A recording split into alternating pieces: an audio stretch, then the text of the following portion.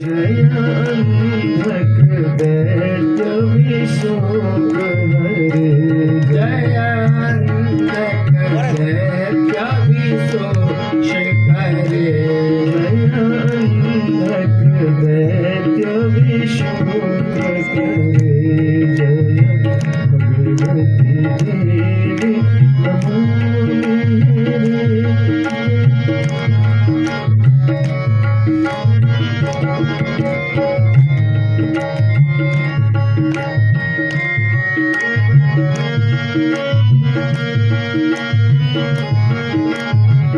मान इसी तरह करोगे तो ये सब सोचने की बात,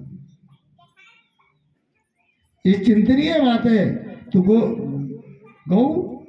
का अपमान हो रहा है, लोग गौ का भी अपमान कर रहे हैं, माता पिता का अपमान भी कर रहे हैं, माता पिता का तिरस्कार कर रहे हैं। तो भाई ये संसार है, जो अपने माता पिता का तिरस्कार करेगा, अपमान उसका अपमान करेगा तो प्रकृति ब्याज सहित वसूल करती है। ऐसा नहीं वो छूट जाएगा, ब्याज सहित उससे वसूल होगा। क्योंकि आपने देखा हो लकड़ी जलती है ना, तो लकड़ी जलते हुए पीछे के लिए आती है, आगे के लिए नहीं जाती है। तो यथाधीन सहस्रेषु वत्सो विन्दति मातरम तथा तत्कृतम पापम कर्तारमन गच्छति। जैसे अगर एक झुंड में छोड़ दो गायों को और उसके बाद किसी उसके बछड़ों को भी छोड़ दो, तो बछड़ा अपनी माँ के पास पहुंच जाता है, वो अपनी माँ को पहचानता है, उसी अब ठीक अपनी माँ के पास पहुंच जाएगा। उसी तरह जिस आदमी ने जो पाप किए हैं वो पाप उस बछड़े की तरह उसके पास पहुंच जाते हैं। तो इसलिए जिसने जो पाप किए हैं उसके पीछे पीछे वो पाप भी पहुंच जाते हैं। इसलिए प्रकृति तो उसको ब्याज से वसूल करती है। जो अगर यदि आज हम अपने माता पिता की अवज्ञा करते हैं, माता पिता का अपमान करते हैं, उनका पोषण नहीं करते, उनको सम्मान नहीं देते, तो हमारी संतान भी कल हमारा सम्मान नहीं करेगी। हो सकता है जितना अपमान हमने किया उससे दुगना अपमान हमारा हो। इसके लिए हमें तैयार, यदि जो भी कुछ करते हो ये सोच करके ये हम हमारे साथ भी घटित होना है, हमारी बारी भी आने वाली। कोई संसार में देखिए पहले जमाने में सास जो होती थी ना, बड़ा कष्ट देती थी गए अपनी बहुओं को। अब पहले जमाने में वो चला गया जमाना, उसके बाद क्या हुआ, बीच वाली जो पीढ़ी आई, उस पीढ़ी के लिए बहुत बड़ा कष्ट हुआ। पहले तो सास ने उसको कष्ट दिया, अब नया जमाना आ गया साथ में। अब पहले सास की बात सुनी, अब बहू की बात सुनी, तो बीच में उसको सहन करना पड़ा। तो भाई ये तो प्रकृति है, आज मिला, आज किसी को मिला और कल किसी को मिलेगा, ये प्रकृति है, देती है। और आपने जो बोया है उसको आपको ही काटना पड़ेगा, ये निश्चित है। तो शुकदेव जी महाराज अपने पिता वेदव्यास जी के सम्मुख प्रकट हुए, तो कहते हैं जब जैसे प्रकट होने के लिए उन्होंने विनय की, तो बेटा गर्भ को छोड़ दो। तो उन्होंने कहा भगवान कृष्ण का अवतरण हुआ था उस समय, जाकर के पूछो भगवान से कि आपकी माया अगर मुझे संसार में बाधा नहीं पहुंचाएगी तो मैं गर्भ का परित्याग करता हूं।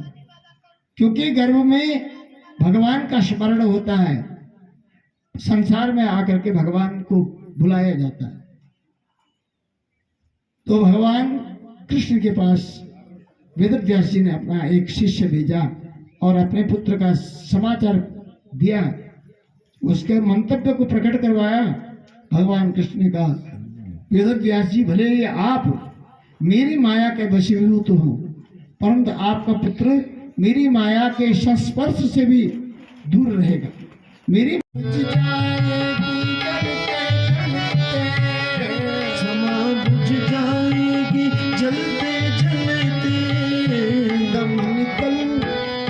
दम निकल जाएगा रोशनी का निकल जाएगा रोशनी का, क्या भरोसा है इस जिंदगी का, क्या भरोसा है इस जिंदगी का, क्या भरोसा है इस जिंदगी का, क्या भरोसा है इस जिंदगी का, साथ देती नहीं ये किसी का, साथ देती नहीं ये किसी का, साथ देती नहीं ये किसी का।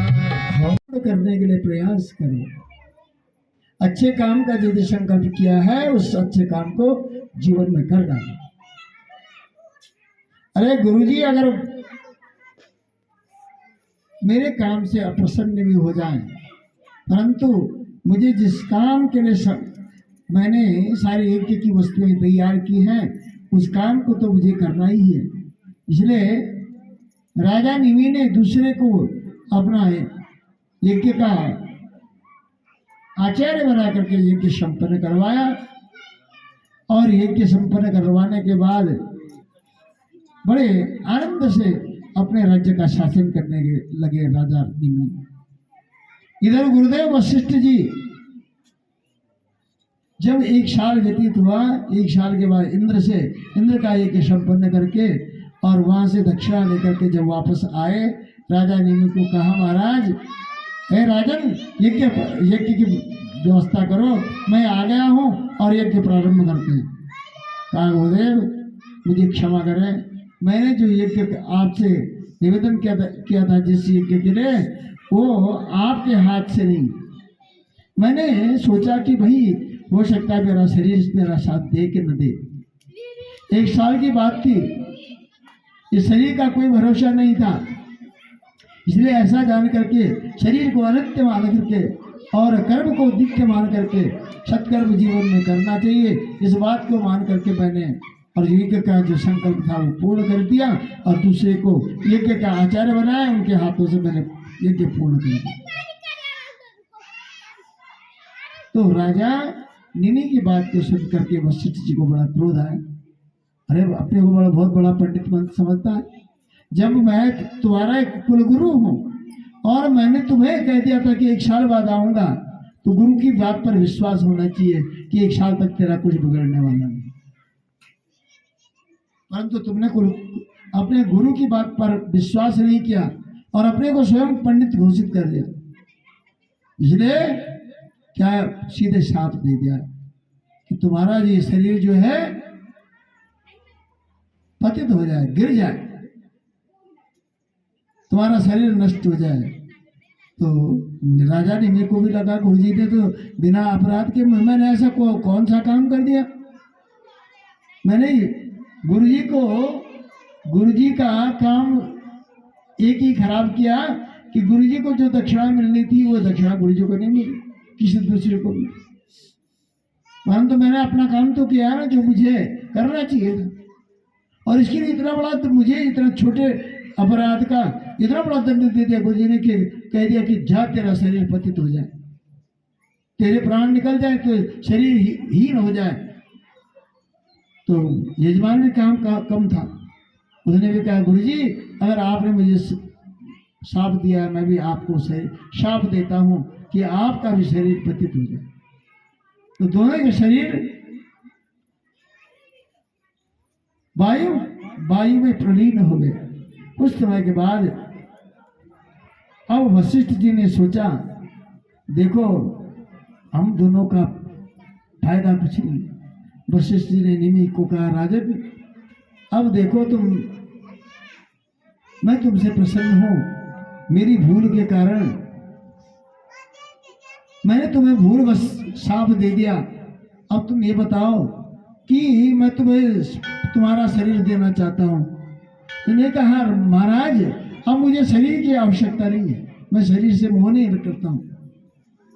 मैं भले आपको अपने शाप से मुक्त करता हूं, आपको शरीर प्राप्त हो जाए, परंतु मुझे शरीर की आवश्यकता नहीं है। आप यजमान अगर शरीर की आवश्यकता नहीं तथापि मैं तुझे कुछ न कुछ देना चाहता हूं। उन्होंने कहा राजा निमि ने कहा महाराज मैं संसार को देखना तो चाहता हूँ परंतु शरीर से नहीं, मैं सबके निमिष यानी पलक में रहना चाहता हूँ। सबकी पलकों में राजा निमि निवास करते हैं। जो हमारी पलकें नीचे ऊपर करती है ना, तो ये इसमें राजा निमि ही निवास करते हैं।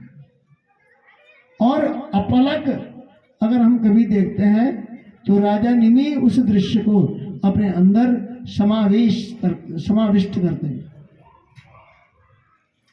तो मुझे लगता है कि हे महाराज, हे सुखदेव जी कह रहे हैं उस राजा निमि के वंश में आपका जन्म हुआ है, और इसलिए जिस राजा निमि का देह समाप्त हो गया था, जो विगत देह हैं जिनका देह ही नहीं है, वो भी उनका नाम भी विदेह था, और उसकी परंपरा में आपका भी जन्म हुआ है, इसलिए आपको लोग विदेह कहते हैं। वास्तव में आप विदेह नहीं हो।